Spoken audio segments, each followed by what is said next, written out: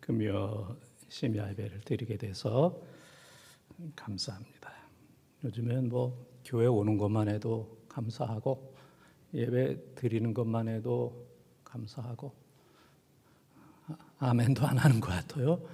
속으로 하는 겁니까? 속으로? 여러분들 보는 것만 해도 감사합니다.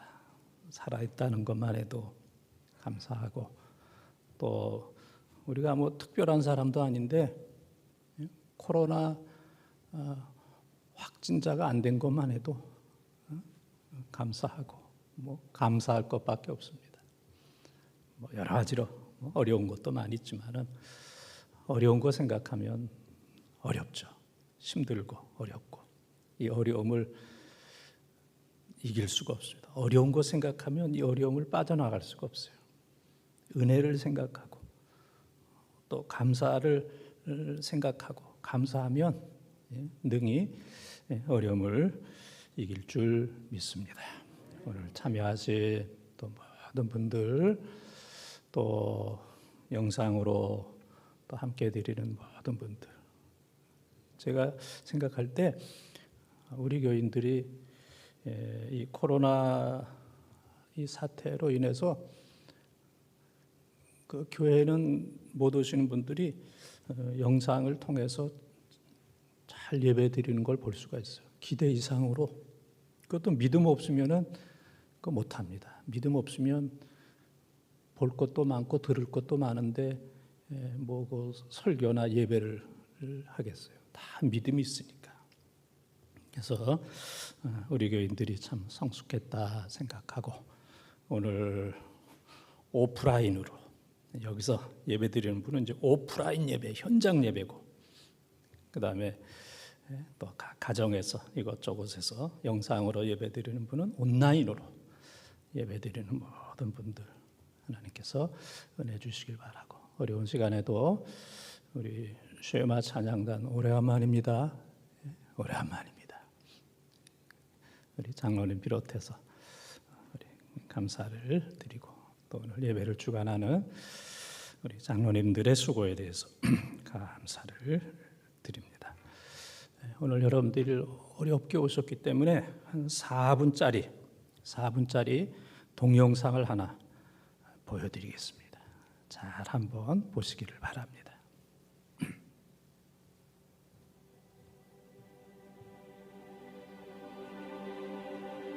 가장 어두운 악몽 속에서 나는 이탈리아에서 일어나고 있는 일을 지난 3주간 우리 병원에서 보고 경험하게 되리라고 상상하지 못했습니다.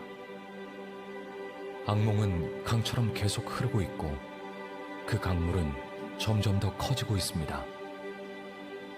처음에는 몇 명의 환자가 왔고, 다음에는 수십 명이, 다음에는 수백 명이 왔습니다.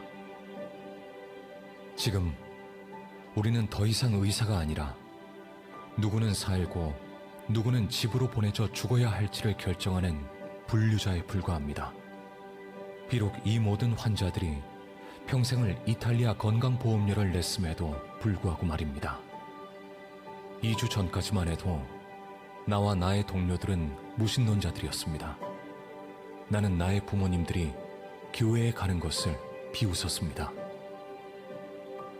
9일 전에 75세 된 한 목회자분이 병원에 입원했습니다. 그는 친절한 사람이었습니다. 그는 호흡하는데 심각한 어려움을 가지고 있었습니다. 그런데도 그는 성경을 가지고 있었고, 죽어가는 환자들의 손을 붙잡고 그 성경을 그들에게 읽어주었습니다. 그 모습은 우리에게 감명을 주었습니다. 우리의 의사들은 모두 지쳤고 낙심했고 정신적으로나 육체적으로나 끝장이 나 있었습니다. 우리에게 시간이 있을 때 우리는 그 목회자분의 말씀을 들었습니다. 우리는 우리의 한계에 도달했습니다. 우리는 더 이상 아무것도 할 수 없습니다. 사람들이 매일 죽어가고 있습니다. 우리는 기진맥진했습니다. 우리 동료 중 2명이 죽었고 다른 동료들은 감염이 되었습니다.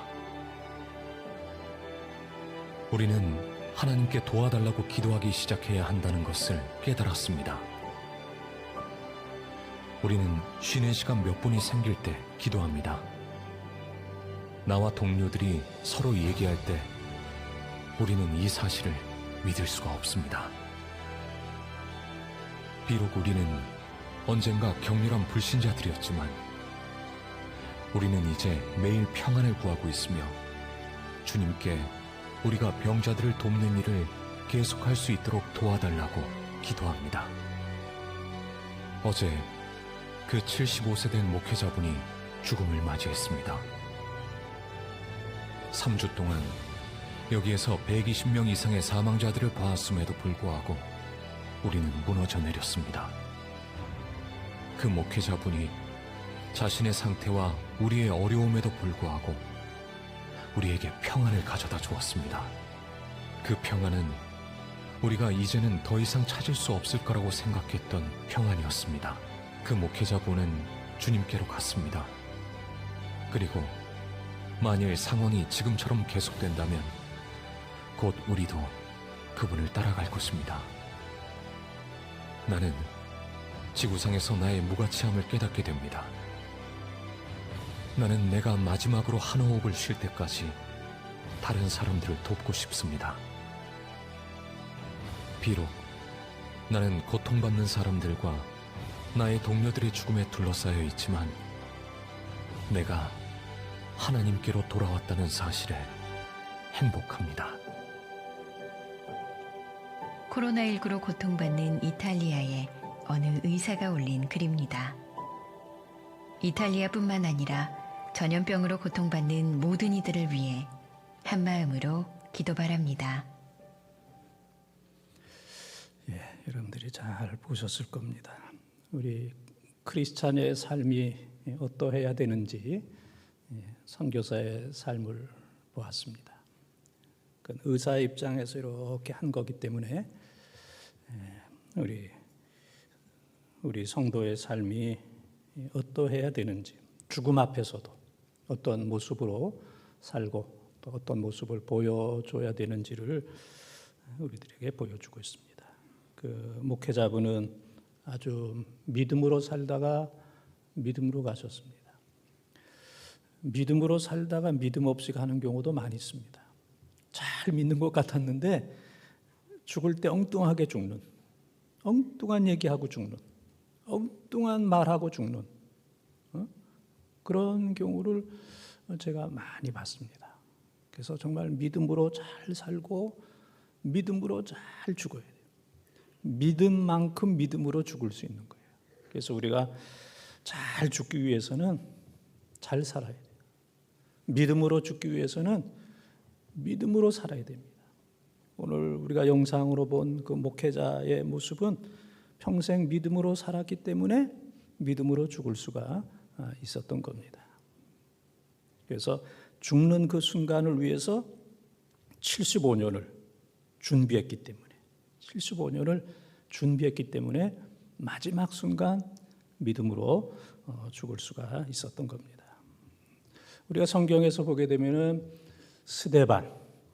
스데반의 모습이 나옵니다. 젊은 스데반, 정말 초대교회가 희망을 걸고 선거를 해서 투표를 해서 7집사 가운데 제일 첫 번째 스데반.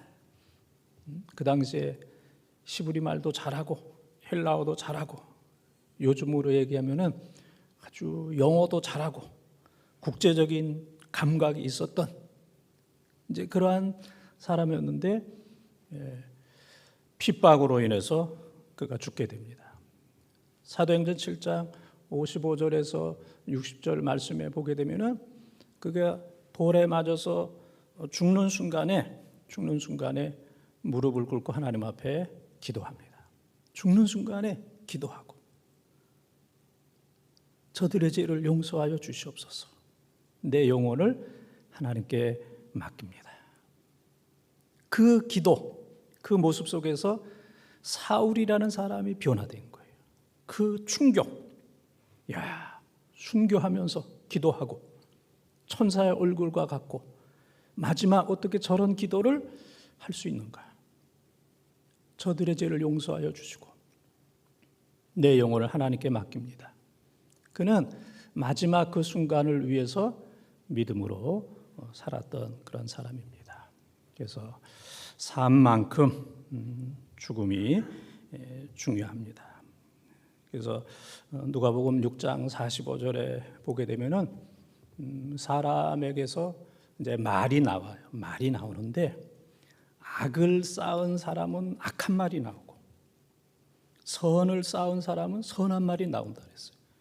마음에 무엇이 가득하냐?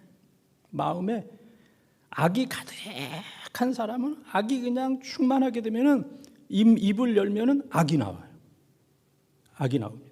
그런데 선이 충만한 사람은 입을 열면 선이 나옵니다. 그래서 말하는 것은 갑자기 나오는 게 아니고 그 속에 충만한 게 나오는 거예요. 욕하는 사람은 마음에 욕이 가득한 거예요. 불평하는 사람은 마음에 불평이 가득한, 어쩌다 한두 마디 나온 게 아니고 가득한 게 나오는 거예요. 위로하는 사람, 선한 말을 하는 사람은 위로와 선이 가득하기 때문에 그런 말이 나오는 거예요. 그래서 말은 그 사람의 인격이고 그 사람의 신앙입니다. 가득한 게 나온다 그랬습니다. 조금 전에 보았던 그 목회자는 영적으로 가득했기 때문에 그 모습이 나왔고, 스데반은 영적으로 충만했기 때문에 돌에 맞는 순간 순교하면서도 무릎을 꿇고 기도하는 자세가 나왔어요. 평소에 무릎 꿇고 기도했기 때문에 마지막 순간에 기도하는 자세가 나왔어요.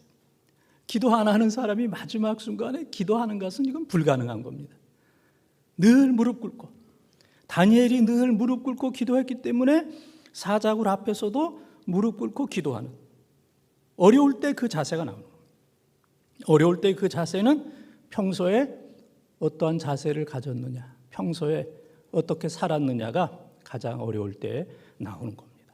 그래서 우리의 자세도 그렇고 우리의 언어도 우리가 평생 어떻게 살았느냐, 이것이 중요합니다. 오늘 여러분들이 성경을 읽으면서 우리 이강호 장로님이 아주 너무 길어서 혼나셨죠?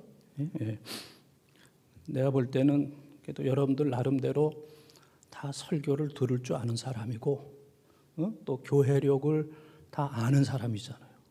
오늘이 성금요 심야 예배인데 성경을 어디 읽었어요? 창세기 47장 요셉에 대해서. 그래서 여러분들 다 생각 있는 사람이죠? 네? 생각 있죠? 아니 성금요일 이 심야 예배에 창세기 47장 요셉의 얘기를 읽다니 이거 어떻게 된 거야? 그렇게 생각하는 분이 지금 14명 있습니다. 14명.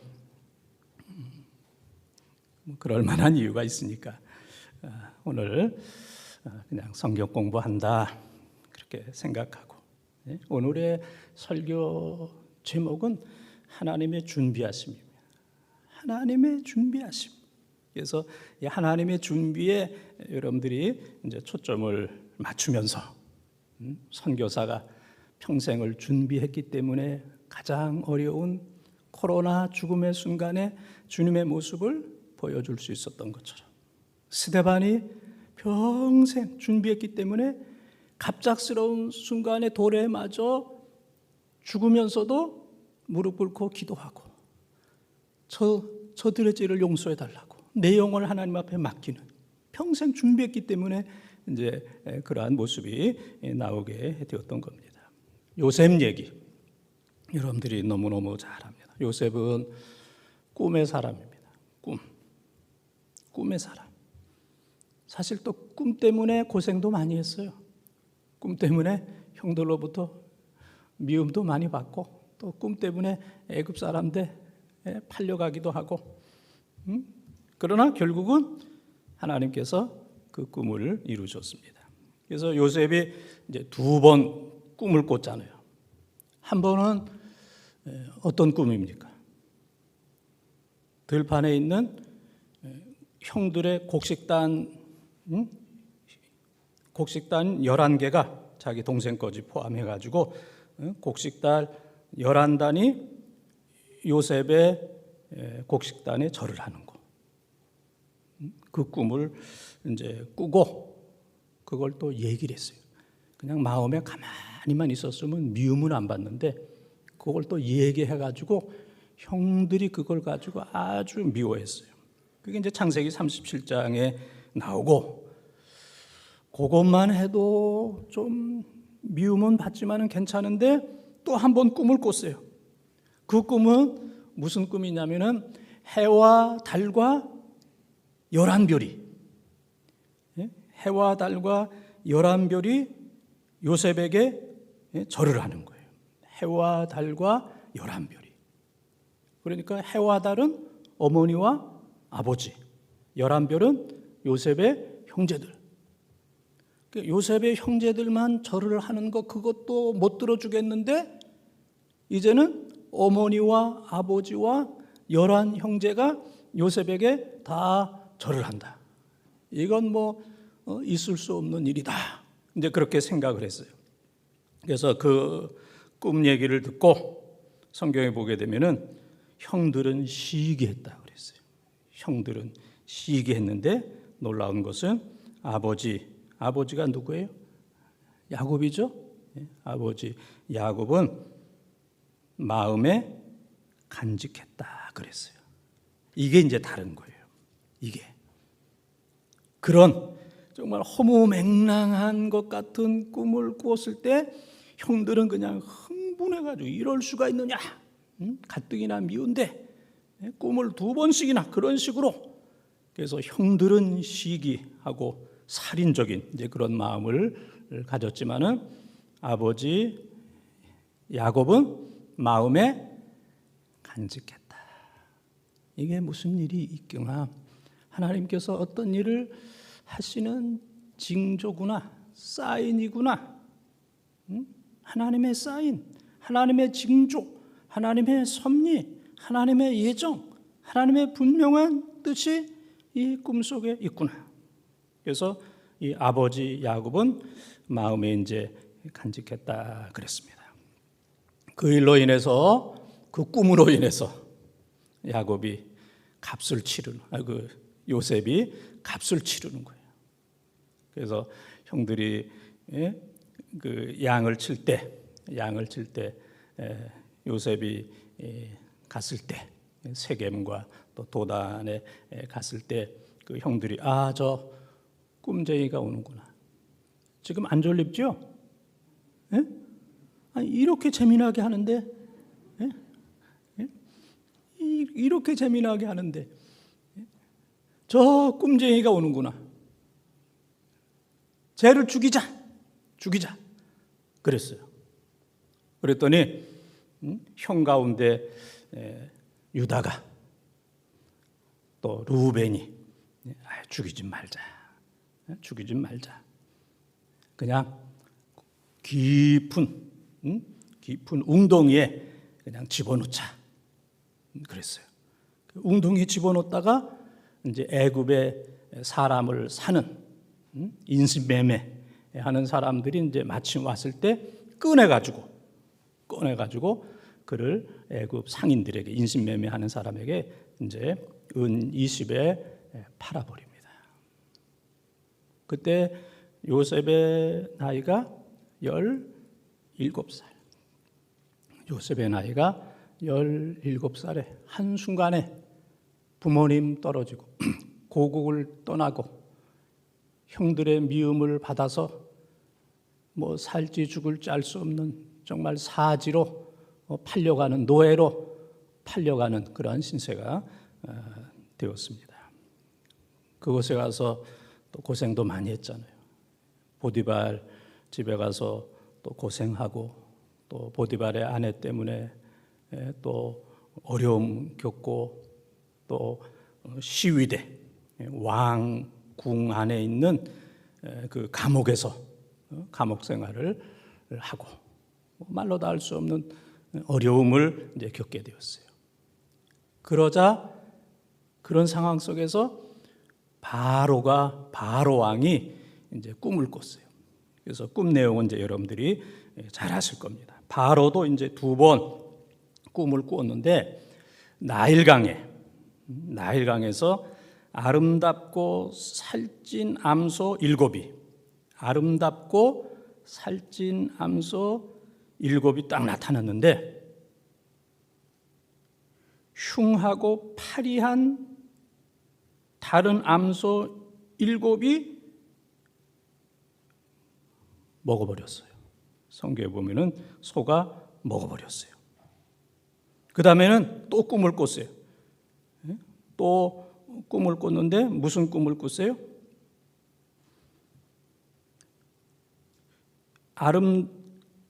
무성하고 충실한 7 이삭이 있었는데 가늘고 마른 7 이삭이 이 7 이삭을 삼켜버렸어요. 처음에는 소가, 아주 흉한 소가 아름답고 살찐 소를 삼켜버렸고, 그 다음에는 충실한 그 이삭을 쭉정이 그 이삭이 그것을 먹어버리고 삼키는 이러한 일이 일어나게 되었어요. 그래서 바로가 꿈을 이제 얘기했을 때 어느 누구도 해석할 수가 없었어요. 그런데 옥에 있었을 때 그 꿈을 해석해 준 그런 사람이 있었잖아요. 포도주를 맡았던 그 사람의 꿈을 해석해 줘서 그 사람이 이제 복권이 되었을 때, 왕이요, 제가 그 시위대 안에 있었을 때에 꿈을 해몽을 했는데 그대로 됐습니다.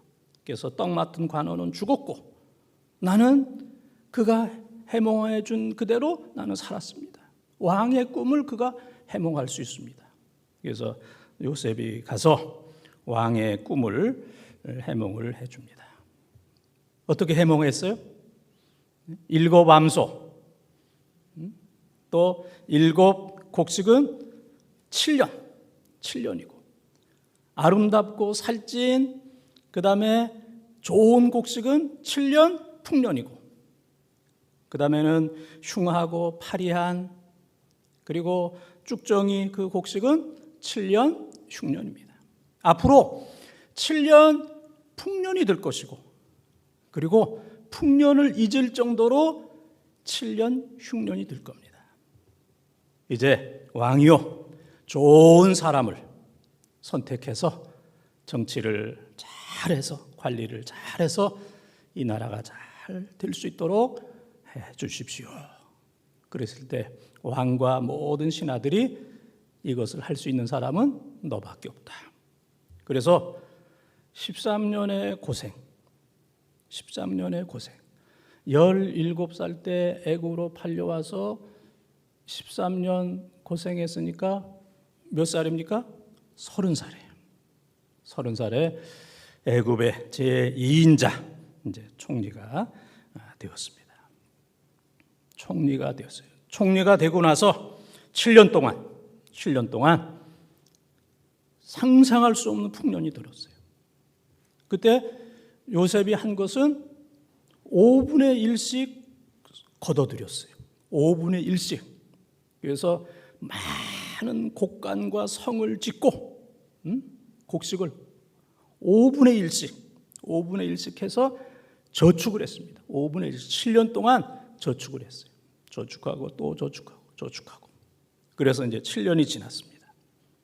7년이 지난 이후에 7년 흉년이 오게 되었어요. 흉년. 요셉은 총리로서 7년 동안 잘 준비했어요. 5분의 1씩 잘 준비했습니다. 다른 사람들의 입장에서는 아니 뭐 계속 풍년 들 건데 뭘 저축을 해? 예? 뭘 저축을 해? 금년에도 풍년, 또 계속해서 풍년인데 아니 뭐 먹고 마시고 그래도 남는데 저걸 뭘 저축을 해? 예? 곡간을 짓고 창고를 짓고 뭘 저렇게 계속해서 풍년이 들 거라고 생각을 했습니다. 그러나 풍년 7년 딱 마치자마자 풍년을 잊을 정도로 흉년이 들게 되었어요.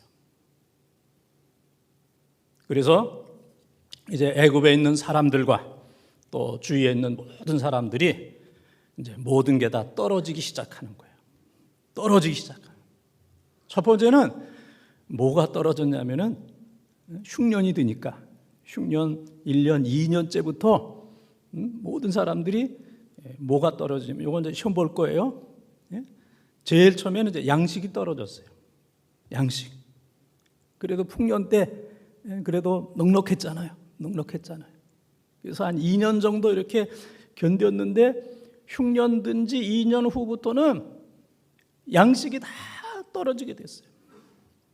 양식.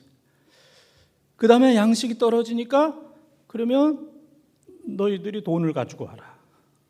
그래서 그동안 비축해 놓았던 이 모든 것은 이제 바로의 재산이 되는 거예요. 총리인 요셉이 국가 살림을 잘 해가지고 돈을 가지고 와라. 돈. 그래서 백성들이 돈을 가지고 사는 거야. 양식. 계속 돈을 가지고 사다 보니까 그 다음에는 돈이 다 떨어졌어요. 처음에는 뭐가 떨어졌어요? 양식이 떨어지고, 두 번째는 돈이 떨어지고, 이젠 백성들이 돈도 없습니다. 돈도 다 떨어졌습니다. 그랬더니 요셉이 그러면 너희들 집에 있는 가축을 가지고 와라. 가축.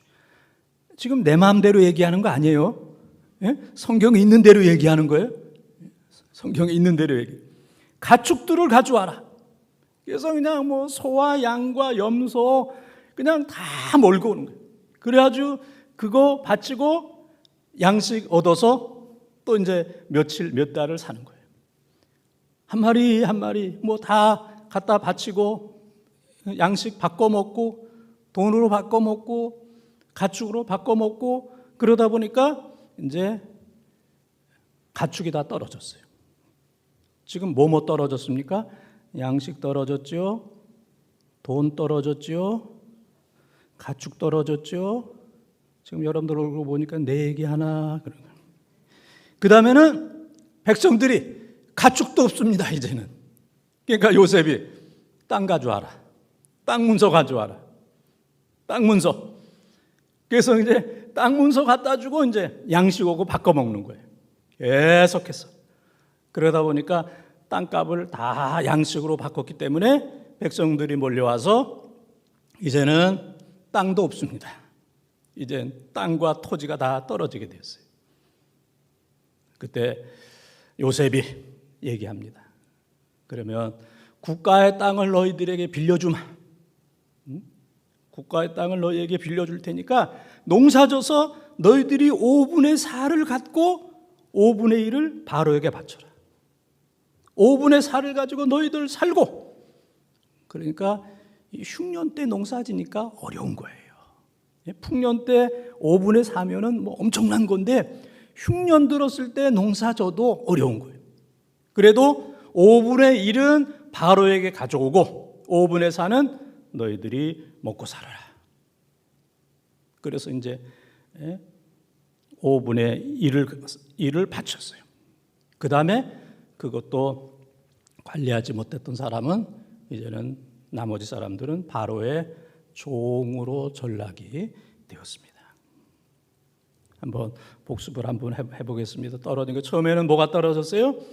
양식이 떨어졌어요. 두 번째는 돈 떨어졌어요. 세 번째는 가축이 떨어졌어요. 네 번째는 토지가 떨어졌어요. 땅이 떨어졌어요. 그 다음에는 이제 종이 된 거예요. 남의 땅 빌려서. 옛날 시골에서는 많이 그랬어요. 남의 땅 빌려가지고 우리나라에서는 이제 반반 했어요. 시골에서는 반은 토지 주인에게 주고 반은 이제 자기들이 먹고. 그러니까 늘 어려웠어요. 그러니까 이 보릿고개를 못 넘는 거예요. 그러니까 또 빚지고 또 빚지고. 그래도 이제 요셉은 선하게 정치를 했기 때문에 5분의 4는 너희들이 먹고 5분의 1만 바쳐라. 그러다가 그것도 하지 못하는 사람은 바로의 국가의 종이 되는 이런 상황입니다. 똑같은 7년입니다. 풍년 7년, 흉년 7년. 요셉에게도 풍년 7년, 흉년 7년. 요셉의 모든 백성들과 주위에 있었던 여러 나라, 요셉의 아버지 또 요셉의 형들 가나안 땅에도 흉년이 들었어요. 7년 풍년, 7년 흉년. 똑같은 상황이지만 준비했던 요셉은 더 큰 부자가 됐어요. 많은 재산을 모으게 됐어요. 왕을 위해서 충성했어요. 좋은 기회가 된 거예요. 좋은 기회. 똑같은 흉년인데 요셉에게는 좋은 기회가 됐어요. 왕의 사랑. 야, 정말 총리 최고다. 요셉 총리 최고다. 너 아니면 국가 망할 뻔했다. 너 아니면 우리 백성들 다 죽을 뻔했다. 야, 너 때문에 내가 살았다. 국가가 살았다. 내 재산이 지금 어마어마해졌다. 야, 고맙다. 똑같은 풍년 7년, 흉년 7년인데 준비한 사람은 흉년이 기회가 되는 거예요. 위기가 기회가 되는 거예요. 그러나 풍년 7년 들었을 때 계속 이럴 것이다. 계속 풍년 들 것이다. 흉년이 무슨 말이냐? 계속 풍년 들 건데 한두 해도 아니고 지금 하나, 둘, 셋, 넷, 다섯, 여섯, 7번째까지 지금 풍년이 들었는데 앞으로 여덟, 아홉, 열 계속해서 풍년이 들 거다. 먹고 마시자. 뭘 저축을 하냐? 뭘 준비하냐? 뭐 그렇게 힘들게 어렵게 사느냐? 뭐 그렇게 복잡하게 사느냐? 뭐 그렇게 계산하면서 사느냐? 되는 대로 산다. 라고 했던 사람은 위기가 멸망이 되었어요. 그러니까 종이 되는 거예요. 준비한 사람은 주인이 되고 준비하지 않은 사람은 종이 되는 겁니다. 누구나 다 어려움도 다 겪습니다. 좋을 때도 있고 어려울 때도 있어요. 그러나 우리가 요셉처럼 잘 될 때, 잘 준비하면 반드시 어려울 때가 있어요. 그래서 전도서 7장 14절에 있는 말씀처럼 형통한 날에는 너희들이 즐거워하고 곤고한 날에는 되돌아보아라. 하나님께서 형통한 날과 곤고한 날을 병행하여 주시나니 사람으로 하여금 앞날을 알 수 없도록 하셨다. 전도서 7장 14절에 형통한 날도 있고 곤고한 날도 있어요. 형통한 날에 잘 준비하는 사람은 곤고한 날을 잘 참고 견딜 수 있고 오히려 곤고한 날이 기회가 될 수가 있다는 얘기예요. 준비하는 거. 인생 살다 보면은 가정적으로도 어려울 때도 있고 교회적으로 어려울 때도 있고 국가적으로 어려울 때도 있고 이 코로나가 온다는 것을 누가 생각했어요? 누가 알았겠습니까? 그러나 이런 상황 속에서도 잘 준비하고 또 잘 기억하고 또 기도하고 침착하게 잘 지내는 사람은 오히려 이 어려움을 능히 잘 감당하고 또 좋은 기회로 하나님께서 축복해 주실 겁니다. 요셉이 7년 동안 잘 준비했을 때 요셉이 살고 왕이 살고 나라가 살고 굶어 죽는 많은 사람들을 살렸던 것처럼 우리는 잘 준비하는 이런 삶을 살아야 돼요. 아담 하와가 죄를 범했어요. 선악과를 따먹지 말라고 그랬는데 따먹었어요. 선악과를 보니까 창세기 3장 6절에 먹음직도 하고 보암직도 하고 지혜롭게 할 만큼 탐스러워서 그것을 따서 하와가 먹고 그리고 남편 아담에게 주었어요. 그런데 하나님께서는 죄를 지은 아담과 하와를 버리지 않았어요. 창세기 3장 15절에 보게 되면은 메시아, 최초의 복음, 메시아를 준비하십니다. 그래서 창세기 3장 최초의 복음 그렇게 얘기합니다. 뱀이 사람의 발꿈치를 물었지만 그러나 여자의 후손 메시아가 뱀의 머리를 상하게 한다. 그런 말씀이 창세기 3장 15절에. 이것은 장차 예수 그리스도 메시아가 뱀 사탄의 머리를 상하게 한다. 발을 무는 거와 머리를 상하게 하는 건 비교가 안 되는 거예요. 사탄은 사람들을 발을 물어요. 그러나 믿음의 사람들은 사탄의 머리를 상하게 하는 거예요. 사탄이 예수 그리스도의 발을 물을 수 있습니다. 그러나 예수 그리스도께서는 사탄의 머리를 상하게 하는 거예요. 결국은 메시아가 이긴다.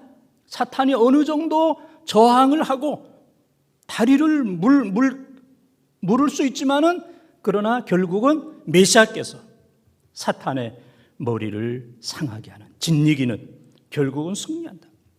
그래서 창세기 3장 15절의 말씀은 최초의 복음, 원시 복음, 메시아를 약속한 말씀이고, 그리고 창세기 3장 21절에 보게 되면은 하나님께서 나뭇잎으로 엮은 아담과 하와를 긍휼히 여기셔서 가죽옷을 입혀주는 놀라운 역사가 나타나요. 가죽옷은 양을 잡아야 됩니다. 여기서 양은 예수 그리스도입니다. 예수 그리스도가 죽음으로 아담과 하와를 살리는. 그래서 창세기 3장 15절 또 창세기 3장 21절에 메시아를 준비하시고 죄인들을 용서하시고 구원하시는 이 하나님의 준비, 하나님의 준비는 벌써 창세기 3장 15절에 있는 거예요. 하나님께서 야, 큰일 났다. 너희들이 죄를 지으면 어떡하냐. 지금 사탄이 공격하고 난리 났어. 나는 뭐 손을 쓸 수가 없어. 야, 난 이럴 줄 몰랐다. 나 이럴 줄 몰랐다. 야, 큰일이다. 천국도 지금 준비가 안 됐고 인간을 구원하는 것도 준비 안 됐고 야, 나보러 어떻게 하라는 거냐. 하나님께서 그렇게 하지 아니하시고 인간이 비록 죄를 지었지만은 창세기 3장 15절에 메시아를 준비하시고 3장 21절에 양을 잡아서 가죽옷을 입힘으로 양의 피를 통해서 죄인된 인간을 구원하시는 그 놀라운 역사 하나님이 준비하셨어요. 에베소서 1장 4절과 5절을 보게 되면은 하나님께서 사람들을 구원하시되 창세 전부터 우리 한 사람 한 사람을 구원하시되 창세 전부터 예정하셨다 그랬어요. 얘는 누구야? 나는 누군지 알 수가 없네.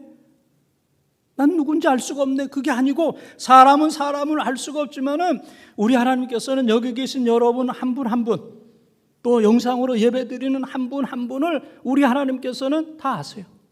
갑자기 한 게 아니에요. 여러분들이 교회에 와서 사람은 교회에 오고 나서 알 거예요. 이 양반 언제부터 교회에 왔어. 그러나 우리 하나님께서는 에베소서 1장 4절 창세 전부터 여러분들을 아시고 그리고 하나님께서 미리 예정하셨다고 그랬어요. 할렐루야. 여러분들이 그러한 존재입니다. 어쩌다가 교회에 온 어쩌다가 태어난 그러한 존재가 아니고 우리가 있기 전에 창세 전부터 우리를 아시고 하나님께서 미리미리 예정하시고 로마서 8장 20절에 보게 되면은 하나님께서 수많은 사람들 가운데 하나님의 백성들을 정하시고 그 다음에는 부르시고 그 다음에는 의롭게 하시고 그 다음에는 영화롭게 하신 거. 할렐루야.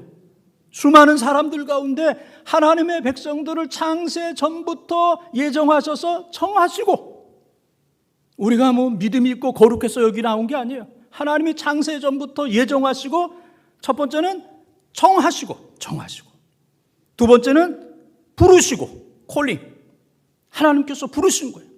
정하시고 정한 사람을 부르시고 세 번째는 우리를 의롭게 하시고 우리 모두를 의롭게 하시고 네 번째는 우리를 영화롭게 하시는 준비하시는 하나님 갑자기 나 못하겠다. 나 어떻게 할 수가 없다. 너희들이 죄진 거 내가 어떻게 할 수가 없다. 사탄들이 이렇게 저렇게 항의하고 그러는데 뭐 고소, 고발. 사탄은 디오볼로스라고 고소하는 자거든요. 고소, 고발. 야, 어떻게 할 수가 없다. 그럼 우리 하나님께서 나 이미 알고 있었다. 창세기 3장 15절부터 준비하시고 창세전부터 우리를 구원하시고 예정하셔서 우리를 구원하시는 그 하나님의 사랑, 하나님의 예비하심과 하나님의 준비하심으로 우리가 다 구원받은 줄 믿습니다. 예수님께서 오늘 십자가의 길을 걸으셨습니다. 비아 돌로로사, 비아 돌로로사. 집에 가셔서 인터넷 한번 찾아보세요. 비아 돌로로사. 예수님께서 십자가를 지고 걸어가신 비아 돌로로사. 가야바의 그 법정에서부터 십자가를 지시는 곳까지 그 십자가의 길이 800m입니다. 800m를 십자가를 지고 걸어가셨어요. 그리고 예수님께서 3번 넘어지셨어요. 3번째 넘어졌을 때 구레네 시몬이 그 십자가를 졌어요. 예수님께서 3번 넘어지는 그 순간에 3 여인이 울었습니다. 3 여인. 한 여인은 예수님의 어머니, 육신의 어머니 마리아가 울었고, 2번째는 막달라 마리아가 울었고, 3번째는 야고보와 요한의 어머니 살로메가.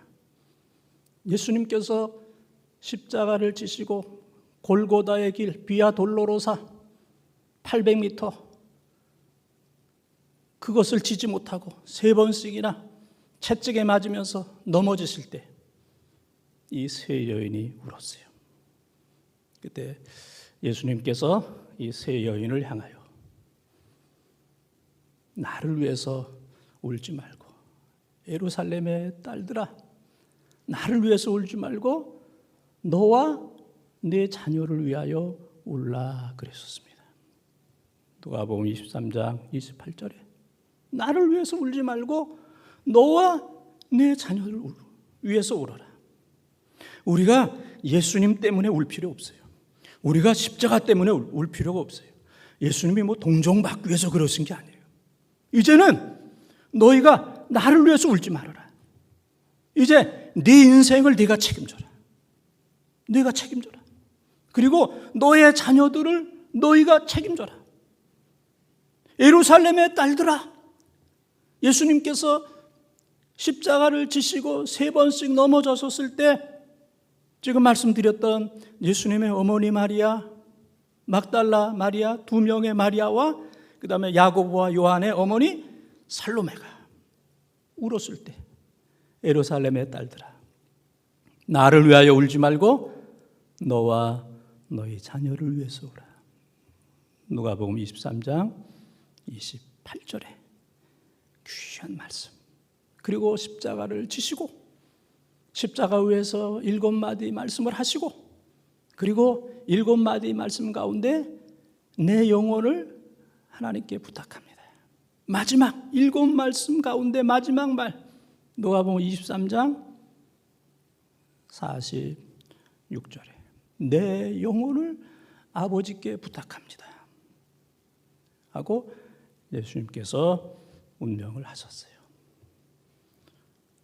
구원의 역사를 예수님이 다 완성하셨습니다.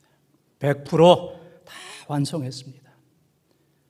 이제 우리는 우리 자신을 위해서 또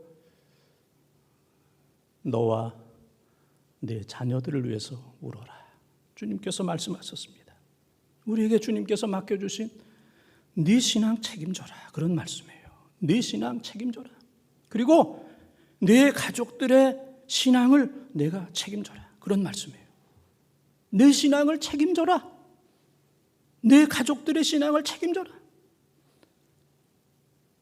새벽에도 말씀드렸지만은 지금 초등학교 다니는 아이들이 3%입니다. 교회 다니는 아이들이 3%. 어른들은 20%인데 예수 믿는 사람들이 지금 초등학교 다니는 아이들은 3%예요. 한국교회. 앞으로 15년에서 20년 흘러가게 되면 1%가 됩니다. 그 다음 지나면 1%도 안 됩니다. 그래서 한국의 어린아이들이 미전도 종족이 되는 거예요. 복음이 없는 100명의 아이들 가운데 예수 믿는 애들 한 사람도 없어지는 그런 시대. 지금은 3명 손들어요. 그러나 15년에서 20년 지나게 되면 하나의 손들어요. 그 이상 지나게 되면 하나도 없어. 미전도 종족이 되려. 지금은 한국 교회 어른들, 어린아이들, 교회학교 이렇지만은 앞으로 15년에서 20년이 지나게 되면은 미전도 종족이 되는, 아이들 가운데 예수 믿는 아이들이 없는 이런 시대가 앞으로 5년 한국교회 미래라는 최은식 박사의 책을 제가 다 읽었습니다. 그런데 그분의 예언이 그대로 맞아가. 우리가 나를 위해서 울지 말고 너와 내 자녀를 위해서 울어라. 누가복음 23장 28절에 이 말씀 생각하면서 우리 자신과 우리의 자녀들을 위해서, 사실 우리 자녀들만 신앙생활 제대로 한다면 다음 세대는 없어지지 않아요. 놀랍죠? 오늘 교회 나오는 사랑하는 성도들의 자녀들만 교회를 다녀도 다음 세대는 없어지지 않아요. 다음 세대는 든든해요. 그러나 오늘날 교회에 나오는 중직자, 항존직, 재직들 가운데 자녀들이 교회 안 나와. 그러니까 없어지는 거예요. 그러니까 3% 되는 거예요. 그러다 보면 1% 되는 거고, 미전도 종족이 이게 우리 앞에 다가오게 되었습니다. 이제 우리는 이 고난주간에 요셉이 잘 준비해서 나라를 살렸던 것처럼 하나님께서 잘 준비하셔서 창세기 3장 15절부터 잘 준비하시고 예수 그리스도를 이 땅에 보내시고 예수 그리스도의 십자가를 통해서 그를 믿는 자마다 다 구원하는 놀라운 은혜를 우리들에게 허락해 주셨는데, 우리가 준비하지 않으면 다 잃어버리는, 우리 자녀들을 다 잃어버리는 미전도 종족이 되는 이런 불행한 날이 곧 올 수밖에 없다는 것 우리가 다 느끼잖아요. 우리가 다 느끼고, 야, 그렇게 되어져 가고 있구나 하는 것을 우리가 느끼게 됩니다.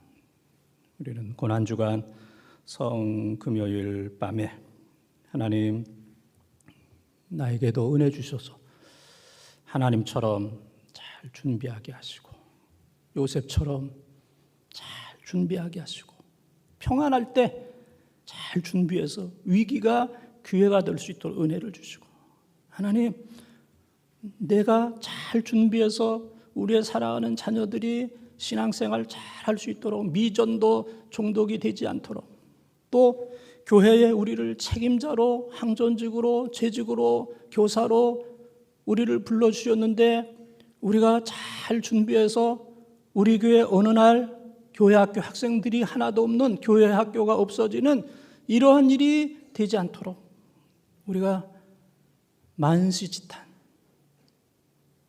늦었지만은 지금이라도 우리가 노력하고 정신 차리고 깨어서 기도함으로 우리의 후손들, 사사기 2장 10절에 다음 세대가 아니라 하나님을 모르는 다른 세대가 되었던 것처럼 그러한 비극이 우리 가운데 생기지 않도록 우리는 이 고난주간 또 성금요일에 주님께서 우리를 향하여 하셨던 말씀, 나를 위해서 울지 말고 너와 내 자녀를 위해서 울어라. 예루살렘의 딸들아, 번동의 가족들아, 애쓰고 수고했다. 이제는 주님 때문에 울지 말고 너를 위해서 울어라. 내 자녀들을 위해서 울어라. 교인들을 위해서 울어라. 다음 세대를 위해서 울어라. 정신 차리지 않으면 미전도 가족, 그 집에 예수 믿는 사람 한 사람도 없어. 그 집에 어른들이 목사님이었대나 장로님이었대나 그분의 어른이 권사님이었대나 집사님이었다고 그러든가. 그런데 그 집에 지금 교회 다니는 사람이 한 사람도 없어. 한 사람도 없어. 미전도 가정. 그 교회 어린이들이 하나도 없어. 미전도 어린이들이 되지 않도록 오늘 주신 말씀 기억하면서 예루살렘의 딸들아, 너를 위해서 울지 말고 너와 네 자녀를 위해서 울어라. 누가복음 23장 28절의 말씀처럼. 그리고 언젠가 주님께서 부르신다면 누가복음 23장 46절의 말씀처럼 주님, 제가 사명을 다 감당했습니다. 미련 없이 다 감당했습니다.